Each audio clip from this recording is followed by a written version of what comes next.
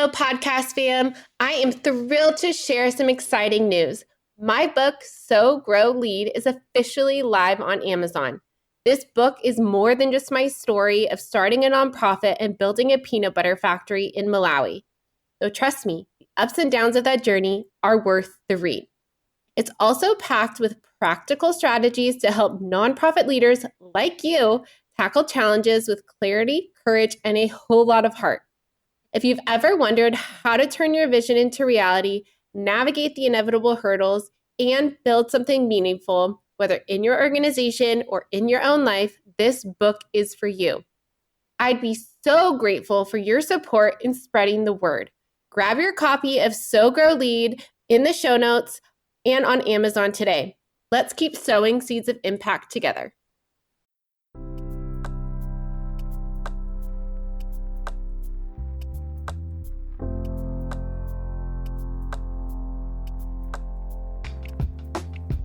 Are you a nonprofit professional who's feeling overwhelmed and burnt out? Well, welcome to the Lead with Heart podcast. I am your host, Haley Cooper. On this podcast, we will share stories of leadership, courage, and empathy that'll help you learn to take care of yourself, your staff, organization, and community. You will hear from nonprofit leaders who have been in your shoes and have learned best practices to raise more revenue and make a greater impact. Let's thrive together. Hello, everyone. Welcome back to the Lead with Heart podcast. This is Haley Cooper, your host.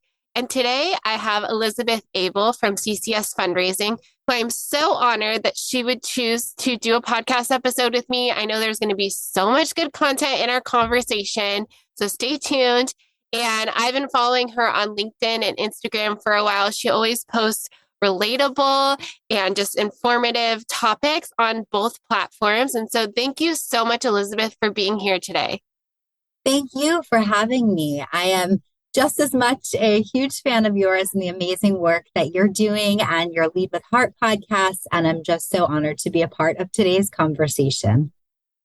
Well, let's jump right in. So can you tell me, I know a little bit of your background, but just for our listeners, can you tell us a little bit about what led you to nonprofit work and how you got started and how it brought you to where you are today?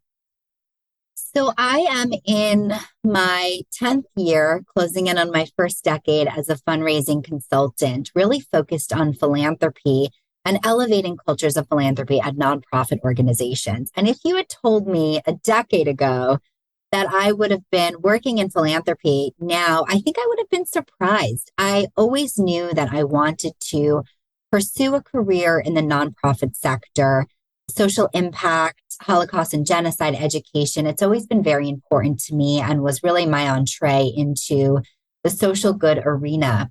But it wasn't until I was getting my master's degree and I took a philanthropy course that I had this aha moment where I learned and realized and appreciated the role of philanthropy in equipping nonprofits with the tools and the talent and the resources to ultimately realize the visions that they want to have in the world today. And so philanthropy for me is the driver, it's the fuel, it's the energy that drives the direction of nonprofits and allows us to serve the communities that we're working so hard to serve. Well, thank you so much for sharing. And I love your passion for philanthropy. Can we dive a little bit deeper into what philanthropy is? And before we dive into the whole culture of philanthropy thing, can you tell us a little bit more about philanthropy and what it means for you and the work that you're doing now? I would be happy to. So the word philanthropy actually comes from two Greek words. Philos, which means loving, and anthropos, which means humankind. And essentially, philanthropy means love for humankind. And historically, it's practiced as like welfare for others. And today translates really to charitable donations. But personally, I think philanthropy is so much more than making a donation, although that's obviously incredibly important. It's how we show up. It's how we show compassion. It's how we advocate for causes that we care about. It's how we volunteer on boards that we serve on or service days with our family and friends. And so personally, this idea of philanthropy was brought to life when I was a little girl and learned about the Jewish value of tikkun olam, which means to repair the world through education, charity, and social action. And so that value is something that I've learned to embody and really try actively to embody every day. And it's always nice when your personal identity and your professional career is aligned in such a special way. But for me, philanthropy is really taking measurable actions to make the world a better place and to give back and to pay it forward to others. Yes, I love that definition and that you embody it in your daily life. A lot of people, when they think of philanthropy, at least people that I've come into contact with, don't even know where to start. There's so many nonprofits out there, so many causes to be passionate about. If someone's listening and they don't know like where to start, do you have any ideas for them or insight or advice into like how to just start embracing philanthropy in their daily lives? It's a great question. And I think it comes down to what are the issues and causes that you as a person are passionate about? Are you interested in eradicating poverty? Are you interested in more equitable access to healthcare? And then once you figure out what are the one or two philanthropic priorities that you are interested in supporting, then it comes down to what are some of the organizations that are doing the work to support those priorities. And so step one is really, what do you care about? What brings you energy? What difference do you want to have in the world? And then step two is, who's a partner organizationally that's doing that already? And how can you support them? Yes, that is great advice. I like that two-step advice, simple and easy to just start Googling the different nonprofits that are out there. I want to shift a little bit into a culture of philanthropy. We all know as nonprofit professionals, this is a big word, and a lot of nonprofits struggle with embracing this idea of a culture of philanthropy. So can you give, before we dive into the details, can you give a brief definition of what a culture of philanthropy is? A culture of philanthropy to me is when you have an organization that focuses on philanthropy as the lever to drive the social change that you wish to realize as an institution. And it's twofold. One, it's how you're making the case for philanthropic support to your donor audience.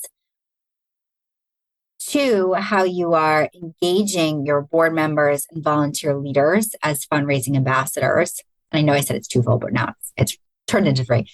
And three is how you are building an inclusive culture internally where your employees feel valued, both for their unique identities and also for the community that you are building internally to support your mission-driven work. Wow, I love that. I love all three, but something that I'm passionate about is what you mentioned in number three, is really in creating that inclusive environment where people feel a part of the mission. So can you dive a little bit deeper into what that means in like the context of a nonprofit? Yeah, so I think it's how we talk about the work that we're doing, how we're using inclusive language and focusing on the communities that we're serving and connecting donors, leaders, team members, and communities through a singular narrative. Yeah, that's great. So I went to an event last week. It was a gala, and right before I walked in to the gala, and I was responsible for the fundraising, someone mentioned to me, there's not a culture of philanthropy here, so good luck. And it really came down to I feel like a lot of times board members and leaders are so connected to strategic decisions that they often forget about the mission. The mission isn't in their daily lives. For program staff, you are living out the mission in your daily life. For fundraisers, sometimes I've had the blessing of working at grassroots organizations where I get to go be a part of the program. And that's always been an important part for me when I'm seeking out an organization, because it can be really hard to maintain that passion if you're once removed from the mission. I think when creating that culture of philanthropy, it comes down to that mission and driving that mission. So can you talk a little bit about how do you bring people, leaders and board members back to the mission? And especially when they are making strategic decisions, it needs to be mission-based. And sometimes we get so far, like I said before, so far removed from the mission that we forget where we're going and we just make decisions. So can you talk a little bit about how to bring those people back to the mission so that they can really embrace that culture of philanthropy? It's such a great question and such a great story and anecdote that you shared, because I feel like this comes up so many times. And the answer that I always give is it comes down to storytelling and how you are engaging your board members and your volunteer leaders as storytellers of the work that you're doing. And so it's not just the story of the organization, but it's their personal story, how they got involved, why they got involved, what inspired them, what really moved them, what made them stay involved, what made them join the board, what made them volunteer, what made them give. And when they're able to articulate all of those things, the narrative is so powerful and both like reignites like their commitment to the organization and then inspires others to get involved and make a donation and join the board or volunteer. And so it serves as that dual purpose of bringing them closer and then serving as a multiplier effect for the next cohort of leaders who will be champions and fundraising ambassadors. Yes, I love this idea of storytelling. I was just talking to someone today who is a local philanthropist, and he gives and volunteers at a nonprofit. And one of the programs that they offer is a sponsor a room. And so him and his wife have been sponsoring a room for the last couple of years. And people who go into that room write them letters. And he said, sometimes when you're giving, you want to be connected to the mission. You want to be reminded, because sometimes you give a check and then you forget what you gave towards, or you're giving and the call to action is for 1,000 people. But we all know storytelling is the power of one. It's the power of bringing it back to one person and connecting you to one person. And like that you can make it. It's hard to imagine making a difference in 1,000 people's lives, right? Like you feel like $25 or no matter how much you give, that won't even make a dent. But if you can make an impact of one person's life, you feel like you have the power to make a change with whatever size donation that you can make. So can you talk a little bit about how nonprofits can embrace that idea of storytelling and connecting people to people?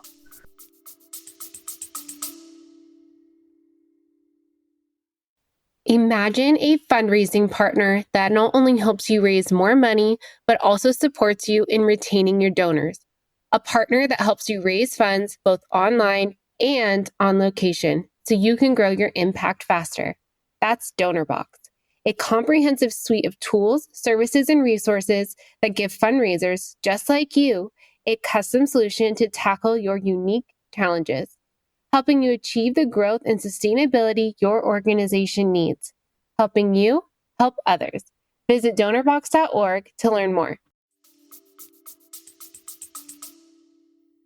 Everything that you are saying is resonating with me so much, especially that power of one versus 1,000. And it's interesting. It made me think how often we lean into data and metrics to make the case for support, but it really comes down to how we're telling that story of that single girl or boy who was impacted, or that single family or school or patient. And it's that single story that stays with you more than the statistics and the numbers and the infographics. So I could not agree with you more.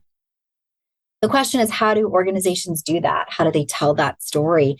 And really, it's how we're making the case for philanthropic support. And it's a real exercise that we work on. It's how are we building a vision, communicating that vision, funding that vision, developing funding priorities that are cohesive and clear, and then communicating that vision to donors who have the capacity to make meaningful gifts, who have the affinity for the work that you're doing, and with whom we have access so we can have meaningful conversations about their philanthropic support.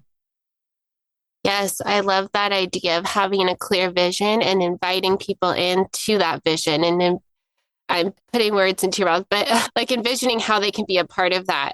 I also think that creating a clear vision is important for that inclusivity part of your staff and helping people know what they're working towards and making goals and their priorities a part of that vision. Because I feel like sometimes the CEO or the board can hold that vision and it doesn't always trickle down to the bottom staff. and it stays at the top. And then people get lost along the way of, what am I working towards? Why am I doing this? Why? And that can lead to burnout. And so can you talk a little bit? We're going to shift gears to more leadership and like, how can leaders be better at communicating that vision and holding it at the front of all that they do so that their staff are involved in that vision and then are able to set goals to be able to work towards that? It's a great question. It's also a really hard one. And it's something that in my work with CEOs and executive directors and development directors, that balance between the big picture strategy and vision with the day-to-day operational activity, it is a tough balance to navigate. And so what I always try and recommend is how to think about how one is approaching a day and a week and how you're balancing the time that you're spending managing and operationalizing all that you have to do with dedicated time for visioning and strategic thinking and meeting with donors. And when you think about a pie chart, I mean, your CEO should be spending at least 25 to 30% on that vision, whether that's cultivating donors, soliciting donors. Fundraising is a number one, if not two, priority for CEOs and executive directors. And I'm always sometimes surprised at how it's not always perceived in that way. So I think it's important that expectations are really clear. Like, I am a CEO and I'm the chief storyteller and I'm the chief fundraiser and I'm the chief leader of the organization. And I think our executive leaderships are role models, and how they behave really trickles down. So if you have someone that embraces fundraising and you have someone that's out and about meeting with donors, that culture of philanthropy is going to be really vibrant. I think conversely, when you have a development director that's not really meeting with donors, why should the major gift officers be out and about if they're not being led by example? So I think it's really important as we think about our role as leaders to think about how people watch us. And what's coming to mind actually is almost like how I am a parent. You know, I have a daughter who's about 2.5 years old, and she watches everything that I do. She parrots everything that I say. And so it's actually made me a more conscientious leader, because I think about, okay, my daughter's watching me. How are my direct reports watching me, who are obviously much more intellectually advanced than my 2-year-old? How are they observing the things that I say and the behaviors that I embody and the work-life balance that I may or may not have mastered? And so I think it's a humble reminder to leaders to recognize that while we're leading, we're also being watched and modeled after very closely. Yes, I can totally relate. I now know how I parent because my 3-year-old parents my 1-year-old like I do. And I'm like, oh, I goodness. believe it. That is how I sound. So yes, I've definitely become more self-aware in how I interact with my children because yes, they parrot everything that I do. So I can totally relate to that. But on another note, I always say self-aware leaders are exceptional leaders. And I've talked about this on multiple podcast episodes. We had the founder of the EMC process, which I'm a train the trainer.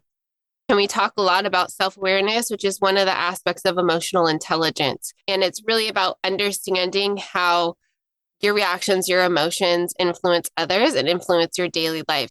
And I like this idea of being mindful of how you're interacting and how you're leading, and how I think even the CEO, a lot of them talk about, well, my board isn't fundraising, but is that CEO fundraising? And how can you get a board to engage in your mission and in fundraising and asking people if you're not doing that yourself? So can you talk a little bit about how leaders can become, one, more self-aware of their actions?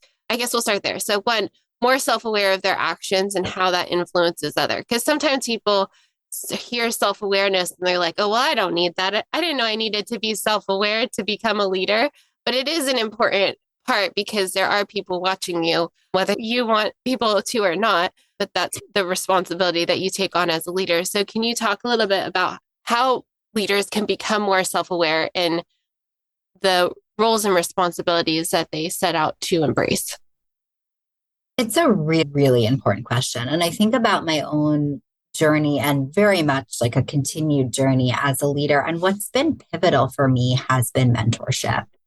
So I think becoming a self-aware leader means that you're also asking questions and you're asking for feedback and you're inviting feedback constantly from those above and below you.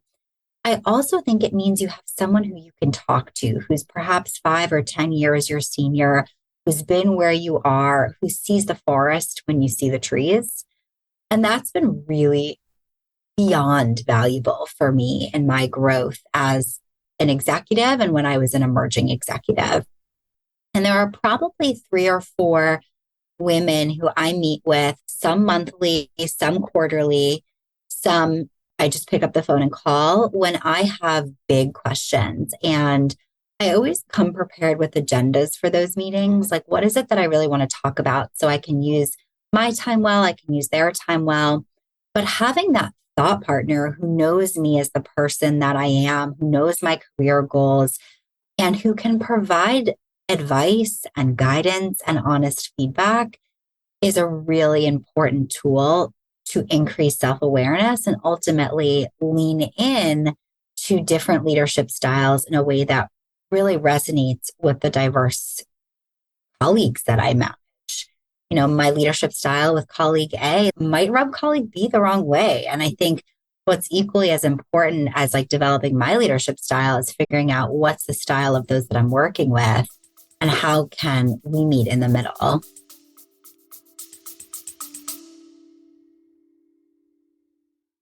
Hey there, podcast family. If you're like me and deeply committed to improving your leadership skills and fostering better connections with your team, I've got something truly amazing to share with you.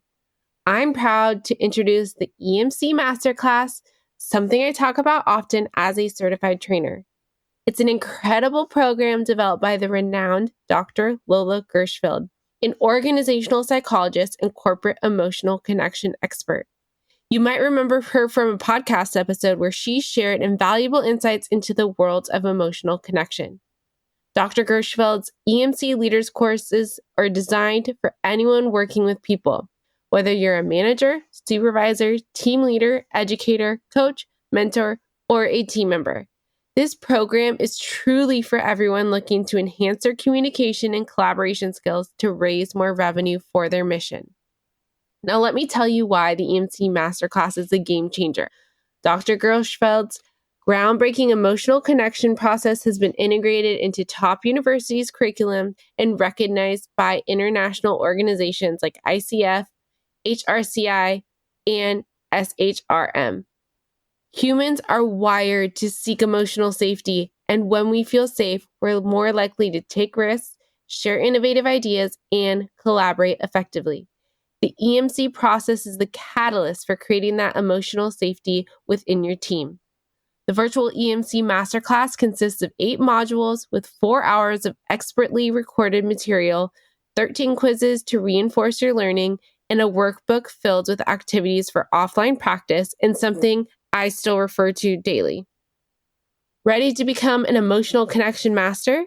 Dr. Gershfeld is offering an exclusive detail for our podcast listeners. Use the code LEADWITHHEART to enjoy a generous 10% discount on the EMC Masterclass. Head over to emcleaders.com and enroll in the EMC Masterclass today. Yes, I think mentorship is so important, and you nailed it on the head where mentorship is different than coaching, and you set the agenda. You come prepared with your career goals and what you want to focus on, and then that person more experienced can help guide you there. And, you know, I was thinking about it the other day, like a lot of my career, yes, there was a lot of Google and classes and courses, but when it comes down to it, it was all about relationships. And it was all about building a network, especially when I was starting my own business and my podcast. People are like, how did you start? Like, how did you think about starting it? And it was just reaching out to people and asking, is this a good idea? Am I crazy? Do you think this will work? And getting their honest feedback of, no, this aspect won't work. You should lead with this. And still to today, I'm like, I'm struggling with this and I need your help. And having those critical people in your life is so important. People that you trust, that you can reach out to at any time and really value their time that they have with you and maintain those relationships. So I love that idea of, and I guess my question for you is, I think a lot of people are scared to reach out or don't know where to start with mentorship.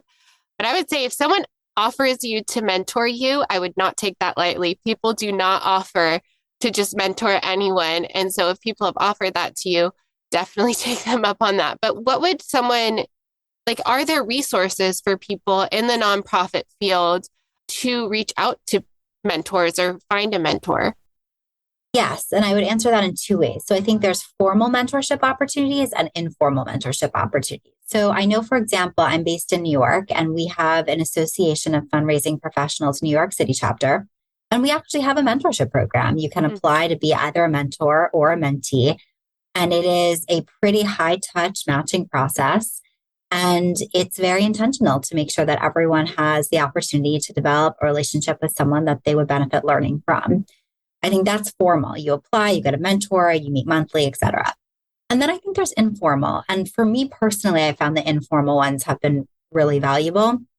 And those are, who are the people that you connect with naturally?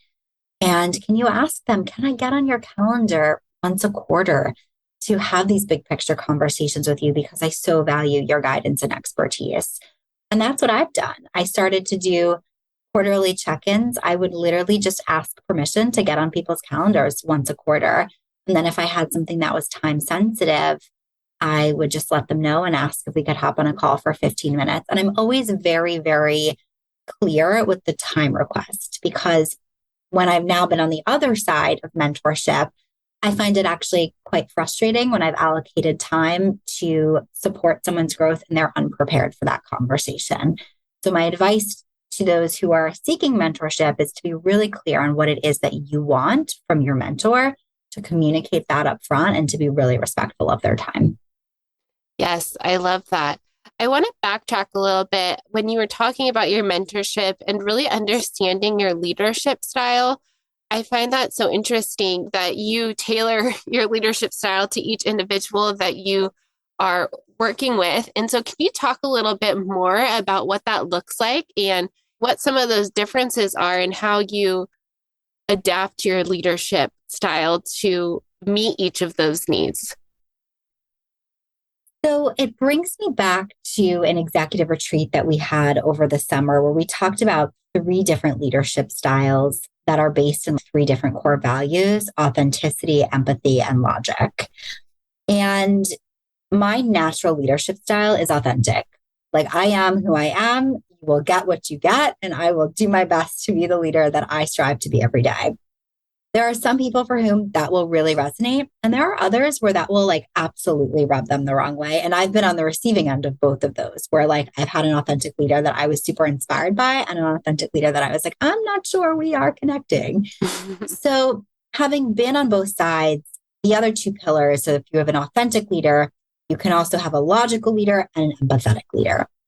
And what's really important for me is to understand my direct reports. Are they someone that primarily thinks logically, authentically, or empathetically? And I try and elevate those pillars in myself based on how I feel I've received their energies. If I have a director who's very logical, very operational, I try and meet them where they are. And I try and challenge them once we get to know one another to lean into their authentic self or their empathetic self. But I try really hard to get to know my direct reports as people first.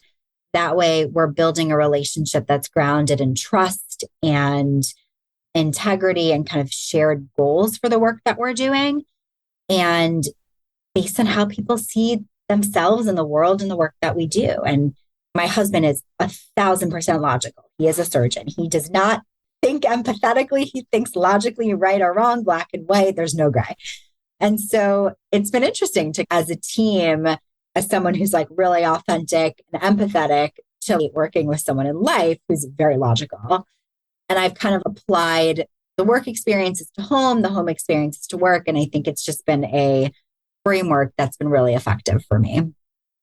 Yes, I love that. I love your idea of meeting people where they are and putting people first. I think that's so important. And something that has really come up over the last 2 years is this idea of putting people first over outcomes and really connecting with people. And that's part of the work that I do through the emotional connection process is connecting people to people and helping them understand their language of emotions and how they're feeling about certain situations. Can you talk about a little bit about what that looks like? Obviously, you have a busy timeline. You shared your schedule the other day. There are deadlines to be met. There are things to do for clients. Like you have outcomes that you need to drive forward, but how do you prioritize amidst all of those deadlines, amidst all of that chaos of your schedule, which you said you got down to a T, but like, how do you manage that for other people and prioritize putting them first? It's a really great question. It's also something I'm still refining. So if I have a 30-minute check-in with one of my directors, I really internally commit to spending 5 or 6 minutes not talking about work at the beginning of every check-in. And it's little questions like, what did you do over the weekend? Or what are you doing for the holidays? Or have you seen any great shows lately that I find give you insight into who people are and what's valuable to them? And it allows you to just build a stronger relationship. Conversely, I work in client services, right? I'm a consultant. So what's most important for me to advance any of my deliverables is having a strong partnership and relationship with my client partners. And I had a client partner reach out to me recently because this person felt like they weren't totally connecting with my director. And I asked, is it the work or is it really like the dynamic between the two of you? And it was a dynamic between the two of them. And the client said, I just feel like I don't know this person, which makes it hard for me to work well with this person. And so my advice to the director that I was working with, I first asked a question. I said, okay, you have an hour check-in each week. How much time are you spending not talking about work? And my director's response was none. We're only talking about work. We have so much to get done. And so I said, I'm going to challenge you. I want you to spend 7 minutes. And I was like very intentional. I was like 7 minutes. It's longer than 5. It's not 10, but it's an appropriate amount of time that you're going to have to ask some open-ended questions to get to know this person. I want you to spend 7 minutes, ask some open-ended questions. You can write them down if that'll make you feel more comfortable, but get to know your client partner. So 3-4 weeks later, I check in with the client and it was like a light bulb switch. They are now in lockstep, talking every day, and the relationship is in such a better place because we stopped, we put work aside, and we spent some time building that rapport. Yes, I love that idea. It all comes back to relationship building and building authentic relationships where you actually care about the person and building, open up to their personal lives. And I think that's so important in leadership. And I've shared this before where a lot of times we have these outcomes and these expectations of people. And I've had this with my own direct reports where they're not performing up to their expectations. And I'm so quick to jump to conclusions and be like, what's wrong with you? Like, you're not doing it correctly. And instead, really having to take that mindful step back and be like, okay, clearly something is going on here. I can't just jump to conclusions and make a decision about what's going on with them, and asking them, being like, hey, is everything okay? And asking those open questions where it's not just jumping to conclusions, but really trying to understand what's going on. And obviously they can share as much as they want, or they don't have to share anything. But it really, and then asking like how I can help in this time, because everyone has a personal life that's going on. And sometimes it's like, we're so taught to leave it at home. We're so taught to just, we walk in the door and like whatever happened with our kids or our family, 20 minutes or on the ride to work, that's gone. But obviously it does impact our daily life. So how do you approach situations like that where people maybe, you kind of shared with this direct report where they were having an issue between each other and were able, and that's amazing that they were able to transform their relationship and really be more effective. But can you share a little bit about like how you approach situations where, you have a deadline, you have an outcome, and maybe people aren't performing up to expectation? So I try and provide candid feedback in real time to avoid scenarios like that. So I'm pretty communicative. Like my number one thing is when you work with me, it's all about how we're communicating with one another. I want to know where you are in your work plan. If you're ahead, let's celebrate it. If you're behind, let me know so we can figure out how to work on it together. And so I check in with each of my direct reports twice a week. We have one meeting on Monday, and that's really to prep for the week ahead, to make sure we're on track for our deliverables, to talk about big strategic priorities for the next 2 to 3 weeks. And then a smaller check-in on Wednesday or Thursday. That's really focused on where are we? What's our progress towards these deliverables? Where are the roadblocks? How can I be helpful? And if we have any client meetings in between, debriefing and prepping. And I found that, and then I'm of course like available on like text, Teams, email, et cetera, in between. And what I've found is that having this regular cadence of communication allows you to get ahead of big mishaps. Of course, there are small bumps along the road, but I found that when you get into a habit of providing direct feedback in real time, it makes it easier to get ahead of any larger challenges, at least for me. Yes, I love that idea. And I've talked about this on other podcast episodes of creating regular feedback loops, because I think so often we're used to, like, I know in my own experience, I've had a performance evaluation, and what's been told in that performance evaluation wasn't told to me all year long. And it comes as a surprise because there wasn't that regular feedback loop until 6 months or a year when you're at that performance evaluation and you're anticipating what they're going to say because, there hasn't been that regular cadence. So how can people, I know that you do it on a weekly basis, but what are some other tips that you might give to people that are struggling with that feedback loop to really instill it in the culture of their organization? So something I started to do with my managers about 4 or 5 years ago, because of exactly what you just said, I felt like our 1 year performance review conversations just felt so disconnected from our daily work.